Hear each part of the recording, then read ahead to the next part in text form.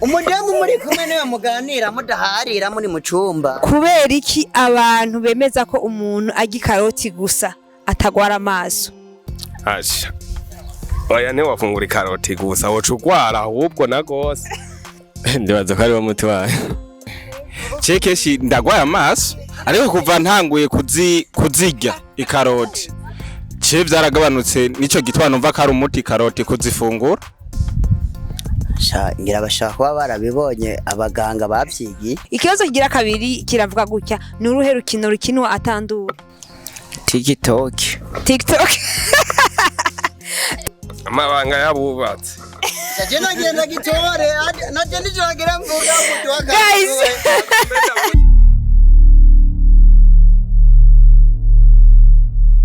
Hello guys, bakunzi banje muryango wa Uzobaze Media TV, ndabaramukije amahoro y'Imana bane namwe nizera ko meze neza. Dawo mereye nakavubu ibintu biratagase aho bitameze neza Imana irahari kugira ngo ishobore kubahindurira amateka. So ni jeje Jennifer umujournaliste wanyu abakunda ndahari uno munsi nishikiye nije imbere ya kamera, inyuma ya kamera ni Prince toujours Prince mu cameraman wa Uzobaze Media TV abikora neza cyane. So ubu rero je n'ukuri ibintu biriko biramfata muri no misi ni ibintu biryoshe cyane aho Uzobaze Media TV twahinduye novuga ati dusika dise system nshasha. Ubu dufite utubazo, dufite ukuntu tutegura ibibazo tukakubaza Uzobaze Media TV ikagutegurira fanta hama ugitoye tukaguha fanta yawe. Uyu munsi rero nkuko mubibona natembereye mu Carama neza negereye kuri polyclinique ya Carama aho ngomba ngende aho tuza guhura canke abantu nza kubona nkababaza ikibazo ndi tayari ndabaha agafanta kabo. Reka rero tugende mukurikirane neza kino kiganiro uko biza kugenda. So ndiko dagenda ahantu mperereye ni mu Carama kubahazi nibaza ko muraza kuhabona neza aho nsanze abantu novuga ati abapapa bicaye nga ubura nababwiye je ukuntu ndiko dakora vraiment ni uye ngomba kuza ndacisha ubwenge abantu basi mbaza utubazo Uzobaze Media TV usigaye tegura fanta ku muntu yishura ikibazo neza ayitahana. Ni sawa umeze neza? Na mahoro. Umeze neza?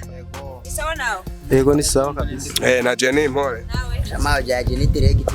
Hama kumazina yanje jewe nitwa Jennifer canke ushobora kumpamagara jeje ndi umujournaliste wo kuri Uzobaze Media TV.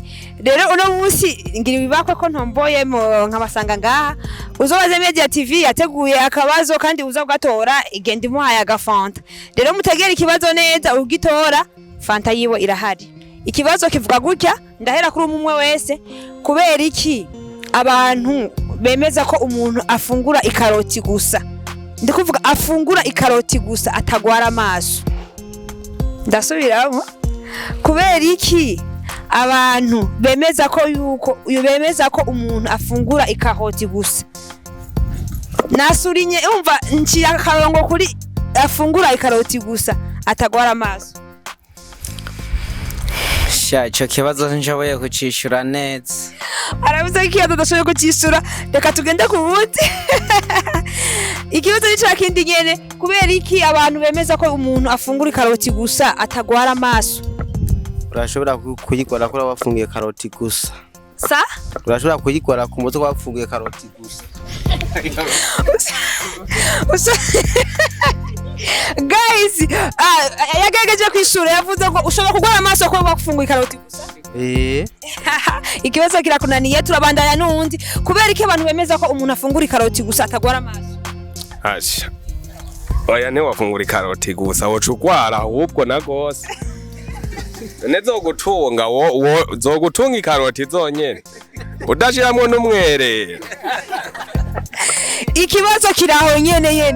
Ubundi ikibazo gifunikiye aho nyene navuze afungura karoti gusa atagwara amaso. Nta numwe aragerageza gutora ikibazo. Ndabandanya mwese n'uri inyuma ya kamera akeneye kuza kwishuca kibazo. Ndashobora kumubwira agitoye Uzobaze Media TV yateguye fanta ku muntu azagitora. Kubeki umuntu abantu bemeza ko umuntu afungura karoti gusa atagwara amaso. Ngira bashaka kuba barabibonye abaganga bavyigiye. atagwara amaso kubera aba yafanguye karoti gusa. Guys gusaba abantu vraiment basinobwa gute bafite vibe abagaragaza kwishura hasi reka tubandane n'undi kubera iki bemeza ko umuntu afungura karoti gusa atagwara amaso. Je naconzi. Waravuze ko atacazi wowe nawe?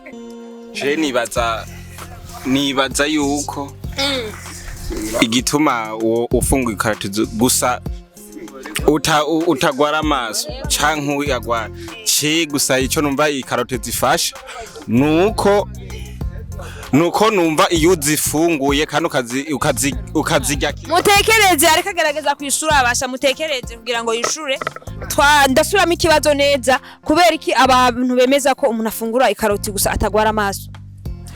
Je nibaza ikibazo kivuga nkuko je nanje namaniba kandi keshi niha karorero wanje je keshi ndagwaya amaso ariko kuva ntanguye kuzirya ikaroti je vyaragabanutse nico gitwa numva ko ari umuti karoti kuzifungura.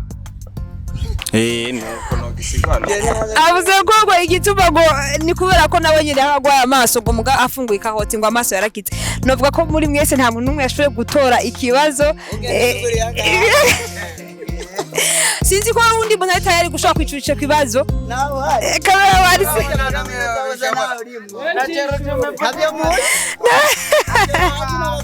Na numwe ari sure. Okay, no reka mvuge gutya iyo ikibazo chance urashobora ndabaha amahirwe ko ikindi kibazo sivyo ko nawe abantu nk'aba kameme ya uzobaze Media TV ifise umutima mwiza urashobora kugerageza buri muntu wese ari ngaha natora ikibazo fanta yiwe irahari. Okay, ndasubira guha kuwa mbere n'uruhe rukino rukinwa atanduru. Rukinwa atanduru TikTok deja novuga ngo iyo bariko TikTok haba hari induru nyine ubundi ikibazo kirakunaniye ubundi nuwo rukino rukina atanduru. Nta namwe gukinwa atanduru. Nta narumwe rukina atanduru kibazo kirakunaniye n'uruhe rukino rukinwa atanduru.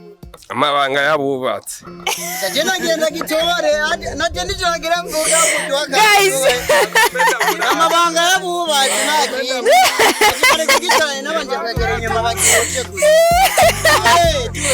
Guys nibaza ko Ndwako kanya oya murindire ku bantu bubatse vuba ku bantu bubatse je ndacari umwigeme sinubatse nibaza ko abantu bubatse buri siko amabanga yabubatswe ni rukino rukina atanduru. Urukino rukinwa atanduru n'amabanga yabubatse. Diregite. Abantu ngabuca bari bavyorosha gusa barangyoye n'abana beza. Na undi nta kibazo cyabandanya undi yogerageza n'uruhe rukino rukinwa atanduru. Nagonzi uriya umwe yagaragaza kwishura neza ni uruhe rukino rukinwa atanduru. bibaza kari by'amabanga yabubatse sibyo koko ntitugwita urukino je muri rusangi novuga ati jewe ntabwo nzi kugira sinje ngaho mbesha abantu. Guys novuga ko mu bibazo bibiri byose mbagije ngaho ucaba nta numwe abitoye nabaje ikibazo ca mbere cabananiye nca kabiri mushobora kugitora sinzi ko hari undi muntu ari capable kwishura ati n'uruhe rukino rukinwa atanduru.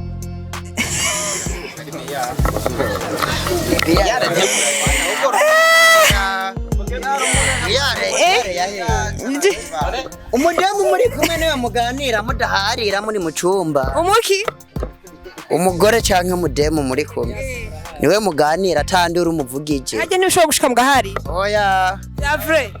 Ntimuharira. Nibaza ko abasanzwe bubatswe baza kutubwira bazotubwira muri commentaire ko sawa murakoze cyane ariko nzogaruka ikindi gihe nibaza ko muzoba mwipanje neza. Oya ndayibani uzobaze Media TV turavugana basi. So guys rero nkuko reka ndababwira nari ngaho mucarama aho nako ndabaza ibibazo bitandukanye ariko mwamaze kubona yuko nta muntu umwe ashoboye kwishura ikibazo gusa murabizi tuzuru uzobaze Media TV twebwe naho ikibazo ugitora muri commentaire hariya urasigaho imikashi yawe hama tukakurungikira fanta yawe. Yari Jennifer mu journaliste wanyu inyuma ya kamera hariho Prince cameraman ndazi ko nzomubereka ikindi gihe ndabakunda cyane ciao ciao nawe ubutaha. Guys, numu ndacabandanya Jose nkene vraiment ko agakemanyi uzobaze Media TV yateguriye abantu gasubira inyuma vraiment nukuri birambabaza yo gasubira inyuma ndacabandanya ubu ndabona wundi mutipe yicariye hajya reka ndamubaze numve ko nawe ikibazo gitora akagitora agashimira gasubira inyuma uzobaze Media ibihimbagwa nuko mwotora ibibazo ntago ihimbagwa nuko ibibazo bibananira ni sawa umeze neza ndashima nitwa Jennifer ndu journaliste kuri uzobaze Media TV rero uno munsi uzobaze Media TV yateguye ikibazo ugitora uzobaze Media TV yamuteguriye agakemanyi kandi kameze neza rero ngiye ndakubaze nibaza kuri tayari kwishura ndi tayari ikibazo kiravuga gutya kubera iki abantu bemeza ko umuntu agikaroti gusa atagwara amaso reka subire kugira ngo biyumvire leta ikibazo kiravuga gutya kubera iki abantu bavuga yuko umuntu agikaroti gusa atagwara amaso ndibaza ko ari wo muti wayo urakoze ikibazo kiramunaniye ariko turacatanga amahirwe ntabwo dushobora kubaza ikibazo kimwe kuko iyo ikibe chance ushobora gutora n'ikigira kabiri uzobaze Media TV no munsi yateguye ibibazo bibiri kugira ngo ahavyanse ahandi biza kugenda neza kandi akwifurije amahirwe ikibazo kigira kabiri kiravuga gutya ni uruhe rukino rukinwa ata nduru